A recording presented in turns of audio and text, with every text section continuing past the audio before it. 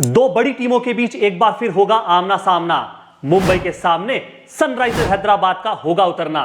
पिछली बार जब भिड़े थे तो मुंबई को मिली थी जीत, लेकिन क्या हैदराबाद लेगा अपना बदला? आज की वीडियो में करने वाले हैं इसी पर बात और देखने वाले हैं कि रिवेंज वीक के इस मुकाबले में कौन जीतेगा और किसे मिलेगी हार। आप बने रहिए हमारे साथ। Let's get start.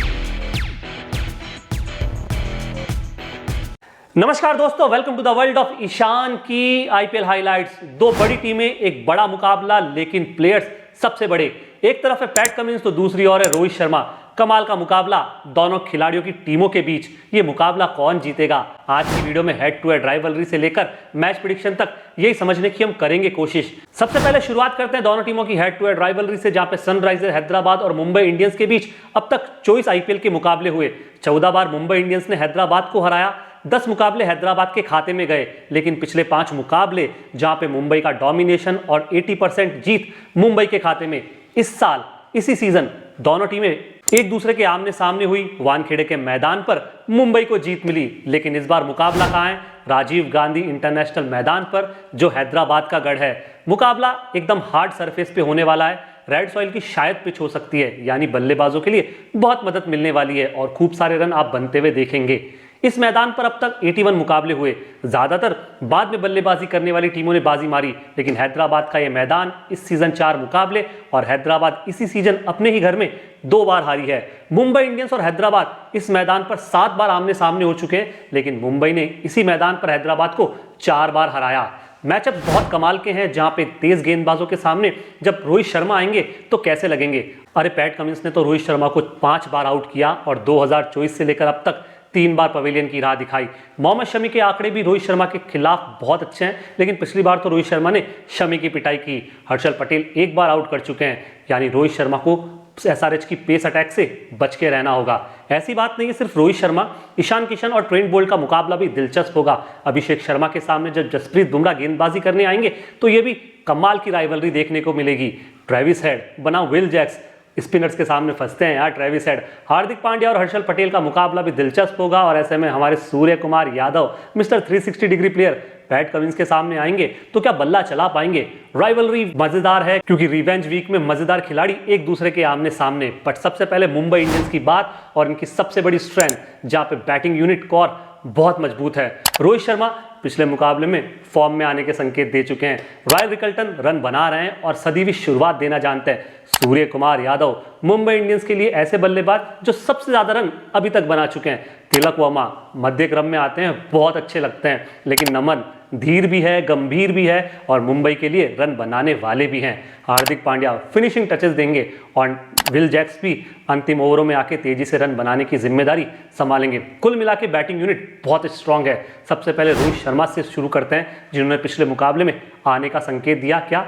फॉर्म में आने का संकेत दिया। 8 मुकाबलों में अब तक 158 रन बनाए, 26 की एवरेज पिछले मुकाबले की वजह से। लेकिन क्वेश्चन मार्क लगता है, क्या रोहित शर्मा कंसिस्टेंट रह पाएंगे हैदराबाद के गेंदबाजों के सामने, जहां पर मैचअप थोड़ा सा फीका है? क्या रोहित शर्मा बड़ी पारी इस बार भी खेल पाएंगे? अवे जहां पे मुंबई का वानखेड़े मैदान नहीं, घर के बाहर जाकर खेलेंगे, वहां भी क्या रोहित शर्मा रन बना पाएंगे? क्वेश्चंस रोहित शर्मा के साथ जुड़ते हैं। लेकिन इनके साथ जो राय रिकल्टन है, उनके घर के बाहर आंकड़े ज्यादा अच्छे नहीं है। हालांकि इस सीजन 8 मुकाबलों में इन्होंने भी 204 रन बनाए, 29 की एवरेज और 141 की स्ट्राइक रेट से। बट ये थोड़ा सा स्पिन गेंदबाजों के सामने फंसते हुए नजर आते हैं और घर के बाहर इनके आंकड़े ज्यादा अच्छे हैं नहीं। वानखेड़े की पिचेस पे बहुत रन बना रहे हैं, तेजी से रन बना रहे हैं, बट वानखेड़े के अलावा जब घर के बाहर खेलने जानते हैं वहां पे रन नहीं बना पाते। लेकिन रन बना रहे हैं कौन? सूर्य कुमार यादव मुंबई इंडियंस की तरफ से हाईएस्ट स्कोरर हैं। 333 रन बना चुके हैं 8 मुकाबलों में। एवरेज लाजवाब जो 55 से ऊपर की है। स्ट्राइक रेट बेमिसाल जो 162 से ऊपर की नजर आती है। हर मुकाबले में रन बना रहे हैं, कंट्रीब्यूशन कर रहे हैं। सूर्य कुमार यादव बतौर वाइस कैप्टन टीम में बहुत अच्छा कंट्रीब्यूशन दे रहे हैं और नंबर 3 पर मुंबई को एक बहुत बड़ी सॉलिडिटी प्रदान करने वाले खिलाड़ी बन रहे हैं। हालांकि 4 मुकाबले जो इन्होंने सनराइजर हैदराबाद के खिलाफ खेले हैं, उनमें इनके आंकड़े ज़्यादा अच्छे नहीं हैं और राजीव गांधी के मैदान पर 57 रन बनाए हैं मात्र 14 की एवरेज से। थोड़े से चिंताजनक आंकड़े जरूर, बट इनफॉर्म है तो इनफॉर्म बल्लेबाज तो रन बना सकता है दोस्तों।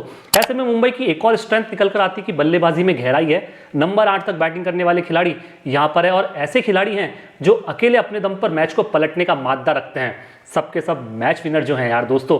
और सबसे बड़ी बात है कि ये सब खिलाड़ी लगातार फॉर्म में हैं और परफॉर्म कर रहे हैं पिछले 3 मुकाबलों से। सबसे बड़ी बात, टीम के पास अच्छे ऑलराउंडर्स हैं। 2 बड़े नाम यहाँ पर है, Will Jacks, Hardik Pandya. Will Jacks की स्ट्राइक रेट लाजवाब है और इस सीजन बतौर गेंदबाज भी 3 विकेट ले चुके हैं। 16 से 20 ओवर के फेज में 195 की स्ट्राइक रेट से बल्लेबाजी करते हैं। हार्दिक पांड्या का भले ही बल्ला इस सीजन ना चलाओ, लेकिन मुंबई इंडियंस की तरफ से ये हाईएस्ट विकेट टेकर हैं। लेकिन बल्लेबाजी का जब भी मौका मिलेगा 16 से 20 ओवर के फेज में ये 185 की स्ट्राइक रेट से रन बनाते हैं। आंकड़े इस बात की गवाही दे रहे हैं, मुंबई इंडियंस के दोनों बल्लेबाज, दोनों गेंदबाज और ये दोनों ऑलराउंडर सबसे सॉलिड है जो मिडिल ऑर्डर और टीम की फिनिशिंग टचेस देते हुए नजर आएंगे। ऐसी बात नहीं कि बल्लेबाजी यूनिट में सब कुछ है, गेंदबाजी यूनिट में भी दम है। जहाँ पे मुंबई के पास बीबीसी है, वो लंदन वाला नहीं, इंडियंस वाला, जहाँ पे बुमराह, बोल्ट और चहर है। जसप्रीत बुमराह तो लाजवाब हैं यार, और इनकी गेंदबाजी के तो क्या कहने, स्लॉग ओवर्स में रन बनाने नहीं देते, इनकी परफेक्ट यॉर्कर लगातार विकेट निकालती है। ट्रेंट बोल्ट जो बहुत सजे हुए और बहुत ही एक्सपीरियंस अपने साथ कैरी करते हैं। दीपक चहर फ्रंट लाइन गेंदबाज मुंबई इंडियंस की तरफ से। यहाँ पर अगर अश्विनी कुमार को और शामिल कर लें तो मुंबई की पेस चौकड़ी बहुत कमाल, लाजवाब और बेमिसाल दिखती है। ऐसे में मिचेल सेंटनर स्पिन की बहुत अच्छी जादूगरी दिखाते हैं। हार्दिक पांड्या एक अच्छे गेंदबाज है जो सबसे हाईएस्ट विकेट टेकर बन रहे हैं। विल जैक्स भी विकेट निकाल चुके हैं 3। लेकिन सबसे पहले बीबीसी की बात करते हैं, जहाँ पे जसप्रीत बुमराह है 4 मुकाबलों में 4 विकेट, ट्रेंट बोल्ट 8 मुकाबलों में 6 विकेट, दीपक चहर 8 मुकाबलों में इतने ही विकेट इन्होंने लिए। लेकिन सबसे बड़ी बात करनी चाहिए अश्विनी कुमार की, जिन्हें ज़्यादा खेलने का मौका नहीं मिला। यार क्यों नहीं मिला, ये क्वेश्चन मार्क मुंबई के साथ ज़रूर लगना चाहिए, क्योंकि मात्र 3 मुकाबलों में 6 विकेट निकाल चुके हैं। जसप्रीत बुमराह, बोल्ट और चहर से इनकी स्ट्राइक रेट बेटर है और विकेट लेने के मामले में एक कंसिस्टेंट परफॉर्म दिखा रहे हैं। हालांकि जो इकोनॉमी ट्रेंट बोल्ट और दीपक चहर की है वो ज़्यादा अच्छी नहीं है। अबाउट 9.5 से इकोनॉमी इन दोनों गेंदबाजों की नजर आती है। मुंबई इंडियंस की परेशानी इन दोनों तेज गेंदबाजों की इकोनॉमी को लेकर भी है। प्रॉब्लम ये भी है कि शुरुआती फेज में जो लगातार ट्रेंट बोल्ट विकेट निकालते हैं, दीपक चहर पावर प्ले में विकेट निकाल कर देते हैं। इस सीजन ज़्यादा विकेट दोनों ही गेंदबाजों की ओर से पावर प्ले में देखने को नहीं मिले। मुंबई इंडियंस की छोटी सी वीक पॉइंट वाली बात ये भी है कि यहाँ पर स्पिन अटैक थोड़ा सा फीका है। राजीव गांधी के मैदान पर अगर हल्की सी भी स्पिन गेंदबाजी को सपोर्ट करने वाली पिच मिल गई तो क्या मुंबई इंडियंस के पास इतने अच्छे गेंदबाज हैं? मिचेल सेंटनर जरूर हैं जिनके पास दिमाग हैं, चालाक हैं और विकेट लेना जानते हैं, लेकिन उनके साथ देने वाले कोई बड़े गेंदबाज नहीं है। विघ्नेश को आप लगातार बाहर बैठा रहे हैं। विल जैक्स टेम्पररी गेंदबाज आपके पास है। सेंटनर ने 8 मुकाबलों में मात्र 8 विकेट लिए। ऐसे में मुंबई का जो स्पिन अटैक है थोड़ा सा कमजोर लगता है as compare to Sunrisers Hyderabad. हालांकि थोड़ी सी प्रॉब्लम मुंबई को स्पिन अटैक में होने वाली है, क्योंकि राजीव गांधी के मैदान पर स्पिनिंग ट्रैक भी हल्का सा कई बार नजर आया है। But on the contrary Sunrisers Hyderabad की बात करें और वहां पे स्ट्रेंथ क्या है, टॉप ऑर्डर डिपार्टमेंट जहां पे 1, 2, 3 ट्रेविस हेड, अभिषेक शर्मा और ईशान किशन लाजवाब प्लेयर और T20 के गन आप इन्हें कह सकते हैं। विस्फोटक हैं और सबके सब दानव हैं यार, ऐसा सोशल मीडिया पर ट्रेंड है। बट ट्रेविस हेड 168 की स्ट्राइक रेट से रन बनाते हैं। अभिषेक शर्मा 188 की स्ट्राइक रेट से रन जोड़ते हैं। ईशान किशन भी बहुत ताबड़तोड़ अंदाज में रन बनाने के लिए जाने जाते हैं और इस बार तो मुंबई के खिलाफ हैं। उम्मीद इनसे भी की जा रही है एक विस्फोटक पारी की। बट ट्रेविस हेड की पहले बात कर लेते हैं जो एक्सप्लोजिव बल्लेबाज हैं।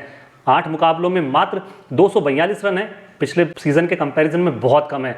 एवरेज बहुत कम है, स्ट्राइक रेट पिछले सीजन के मुकाबले कम है, लेकिन मुंबई के खिलाफ बल्ला चलता है। 5 मुकाबलों में 187 रन इन्होंने मुंबई के खिलाफ लगाए और अब अपने गढ़ में है जहां पे रन बनाने के लिए जाने जाते हैं। पंजाब किंग्स के खिलाफ हमने इनकी पारी देखी है यार। अभिषेक शर्मा जो यार लाजवाब हैं और जिस तरह से ये फॉर्म में है पंजाब के खिलाफ, तो जो बल्लेबाजी की उसके बाद तो पावर प्ले में 7 से 15 ओवर के फेज में गेंदबाज हर तरह से इनके सामने गेंदबाजी करने से डर रहा है, क्योंकि 7 मुकाबलों में 232 रन है 33 की एवरेज से, लेकिन स्ट्राइक रेट जो लगभग 190 के पास का है और 16 से 20 ओवर तक अगर बल्लेबाजी कर लें, मान ले पावर प्ले के बाद बल्लेबाजी कर लें और इसी गति से करें तो वो स्ट्राइक रेट 200 से पार का भी नजर आता है। अभिषेक शर्मा के भी मुंबई के खिलाफ आंकड़े अच्छे हैं, 186 रन मुंबई के खिलाफ इन्होंने जोड़े। लेकिन ईशान किशन नंबर 3 पर आने वाले बल्लेबाज, एक्स मुंबई इंडियन के बैटर, ओपनर खिलाड़ी, इनके आंकड़े ज़्यादा अच्छे नहीं हैं यार। 7 मुकाबले 138 रन, लेकिन वो सिर्फ पहला वाला मुकाबला जहाँ पे रन बनाए थे उसके बाद से इनके बल्ले से रन ही नहीं निकले। स्ट्राइक रेट पुअर आई, एवरेज पुअर निकल कर आई। 6 मुकाबले जो खेले ज़्यादा रन निकल कर नहीं आए और मुंबई के खिलाफ भी इनके आंकड़े ज़्यादा अच्छे हैं नहीं। पिछले मुकाबले में भी मुंबई के खिलाफ बहुत जल्दी ये पवेलियन लौट गए थे। एक और खिलाड़ी जिसका जिक्र होना बहुत ज़रूरी है, जो सनराइजर्स हैदराबाद के मिडिल ऑर्डर की सबसे बड़ी जान है, हेनरिच क्लासन, मिडिल ऑर्डर के एक ऐसे बल्लेबाज जो गंभीर होकर भी खेलते हैं, जिनके पास विस्फोटक अंदाज भी है। 7 मुकाबलों में 210 रन है, 35 की एवरेज, स्ट्राइक रेट 160 के पास का। लेकिन क्लासन में वो जो क्लास वाली बात है वो इस सीज़न थोड़ी सी कमज़ोर नज़र आई है। हालांकि जो टॉप ऑर्डर से सपोर्ट नहीं मिल रहा, इसकी वजह से शायद ये हो सकता है, लेकिन क्लासन बहुत लाजवाब बल्लेबाजी करते हैं। मुंबई के खिलाफ 6 मुकाबलों में 173 रन बनाने का इनके पास रिकॉर्ड भी है। बट जो सनराइजर्स हैदराबाद का पेस अटैक है उस पर चर्चा करते हैं, जहाँ पे बड़े नाम हैं मोहम्मद शमी, हर्षल पटेल, पैट कमिंस, जयदेव उनादकट, मौका नहीं मिल रहा। ईशान मलिंगा है यार, सिमरजीत सिंह। सनराइजर्स हैदराबाद के पेस अटैक में बहुत बड़े बड़े नाम हैं, लेकिन प्रॉब्लम इस पेस अटैक में क्या है, ये पेस अटैक वाली गेंदबाजी बहुत खर्चीली है। पैट कमिंस 10 से ऊपर की इकोनॉमी, हर्षल पटेल 9.25 की इकोनॉमी, मोहम्मद शमी की गेंदों पर भी बल्लेबाज बहुत रन बना रहे हैं यार। सिमरजीत तो आंकड़ा 14 वाला छूता हुआ नजर आ रहा है। मलिंगा की गेंदों पर भी रन बन रहे हैं और अभिषेक शर्मा जब स्पिन गेंदबाजी करने आते हैं, इनकी गेंदों पर भी खूब पिटाई हो रही है। कुल मिला के इंडियन पेस अटैक है वो प्रूवन नहीं दिख रहा। बड़े नाम जरूर हैं, एक्सपीरियंस खिलाड़ी यहाँ पर है, बट इस सीज़न इनकी इकोनॉमी को लेकर लगातार सवाल है। हर्षल पटेल के पास सबसे ज़्यादा विकेट हैं, लेकिन इकोनॉमी के मामले में इनकी भी पिटाई तो हो रही है। शमी जो इतना बड़ा एक्सपीरियंस अपने साथ कैरी कर रहे हैं, इस सीज़न ना विकेट आए ना गेंदों पर सामने वाले बल्लेबाजों को रन बनाने से रोक पा रहे हैं। कुल मिला के जो शुरुआती ओवर करते हैं, फ्रंट लाइन गेंदबाजी करने आते हैं, शमी की गेंदों पर पिटाई बहुत हो रही है। सिमरजीत भले ही 2 विकेट लिए, बाहर बैठे हों, लेकिन जब खेलने का मौका मिला तो इकोनॉमी 14 के पास की थी। सनराइजर्स हैदराबाद का पेस अटैक लगातार चिंताएं बढ़ा रहा है। चिंता इसलिए भी बढ़ती है सनराइजर्स हैदराबाद की कि ये लगातार ओवरसीज़ खिलाड़ियों पर डिपेंडेंट है। पिछले सीज़न भी थी, इस सीज़न भी है, और जब इस सीज़न पिछले सीज़न जैसा परफॉर्मेंस ये ओवरसीज़ नहीं कर रहे और जिम्मेदारी इंडियन कोर पर आ रही है, तो इंडियन कोर लगातार फेल होता हुआ नजर आ रहा है। ट्रेविस हेड बल्ले से इतने बड़े रन नहीं मिल रहे और कंसिस्टेंट वो नहीं चल रहे, इसलिए शायद ऐसा हो रहा होगा। हेनरिच क्लासन भी मिडिल ऑर्डर में वो इम्पैक्ट नहीं डाल पा रहे जो 2024 में डाला। पैट कमिंस भले ही बल्ले से कमाल नहीं कर पा रहे, लेकिन इनकी गेंदें भी कोई ज़्यादा लाजवाब नहीं है। मुंबई इंडियंस के खिलाफ मैचअप में बहुत अच्छे फिगर ज़रूर, बट प्रॉब्लम ये है कि पैट कमिंस इस बार बतौर गेंदबाज भी बहुत फीके और खर्चीले हैं। ईशान मलिंगा के भी इसी तरह का सीजन अब तक गुजरा है यार। कुल मिला के कंपैरिजन किया जाए तो कंपैरिजन में मुंबई इंडियंस के पास बहुत अच्छे नाम है और बहुत अच्छे फिगर्स हैं। मुंबई इंडियंस का टॉप ऑर्डर अच्छा है, इनके पास अच्छे फिनिशर्स हैं, अच्छे गेंदबाज हैं, और मिडिल ऑर्डर के कंपैरिजन में आप भले रेड्डी को ले लें, सीजन फीका गया। क्लासन उतना बड़ा इंपैक्ट नहीं, अभिनव मनोहर का भी इतना खास सीजन गया नहीं, अनिकेत वर्मा के बल्ले से भी बड़े रन निकले नहीं। लेकिन मुंबई इंडियंस के जो तिलक वर्मा, विल जैक्स और हार्दिक पांड्या है, बतौर फिनिशर्स मिडिल ऑर्डर का जिम्मा भले ही इनके कांधों पर हो, लेकिन इस जिम्मेदारी को ये बहुत बखूबी निभा रहे हैं। टॉप ऑर्डर से रन ना आए, लेकिन ये बल्लेबाज रन बना रहे हैं। लेकिन क्या बदलाव होगा मुंबई इंडियंस की टीम में, ये सबसे बड़ा सवाल है दोस्तों। मुझे नहीं लगता कोई बदलाव होने वाला है। टॉप ऑर्डर में रोहित शर्मा और आई रिकल्टन आपको वो सलामी बल्लेबाज के रूप में दिखेंगे। रोहित शर्मा सब्स्टिट्यूट प्लेयर के लिए इस्तेमाल किए जाएंगे, बट मुझे यहाँ लगता है कि यहाँ पे आप अश्विनी कुमार को मौका दें, और नहीं दें तो फिर विघ्नेश पुथुर को ज़रूर अपनी प्लेइंग 11 या 12 का हिस्सा बनाएं। कारण है कि विघ्नेश पुथुर एक बहुत बड़ा इंपैक्ट डालने वाला खिलाड़ी है। सनराइजर्स हैदराबाद की प्लेइंग 11 या 12 में कोई बदलाव होना चाहिए क्या? वैसे होना तो चाहिए, और लेकिन अभी इस फेस पर सनराइजर्स हैदराबाद है नहीं कि किसी नए टेस्टेड खिलाड़ी को मैदान में उतारे, क्योंकि वो टेस्टेड खिलाड़ी रणजी या डोमेस्टिक तक होगा, इंटरनेशनल मंचेस पे वो अभी तक प्रूवन नहीं होगा। ट्रेविस हेड और अभिषेक ओपन करेंगे, नंबर 3 पर ईशान किशन आएंगे, जो अभी तक बहुत साधारण रहे। उम्मीद ईशान किशन से है कि इस मुकाबले में वो वापसी करे, क्योंकि मुंबई की रणनीति और गेंदबाजी के पैटर्न को वो बहुत अच्छी तरह से समझते हैं। बट लेकिन आप फैंटेसी 11 खेलते हैं तो हमारे पास आपके लिए की प्लेयर्स की सूची है।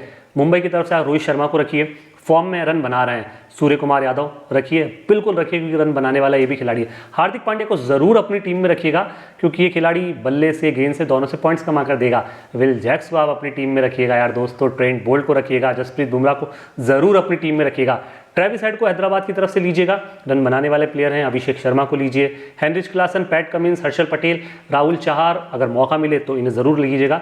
और ऐसे में ईशान मलिंगा जैसा प्लेयर है, इन्हें भी आप चुन सकते हैं। बट अब सबसे बड़ा सवाल कि ये मुकाबला कौन जीत रहा है? क्या हैदराबाद अपनी पिछली हार का बदला लेगा? क्या रिवेंज वीक के इस मुकाबले में हैदराबाद की जीत होगी? दोस्तों मुझे लगता है कि शायद मुंबई इंडियंस ये मुकाबला जीतने वाली है। लेकिन आपकी क्या राय है और आपका क्या ख्याल है? कमेंट में हम कर रहे हैं आपका इंतज़ार। शुक्रिया, बहुत बहुत धन्यवाद।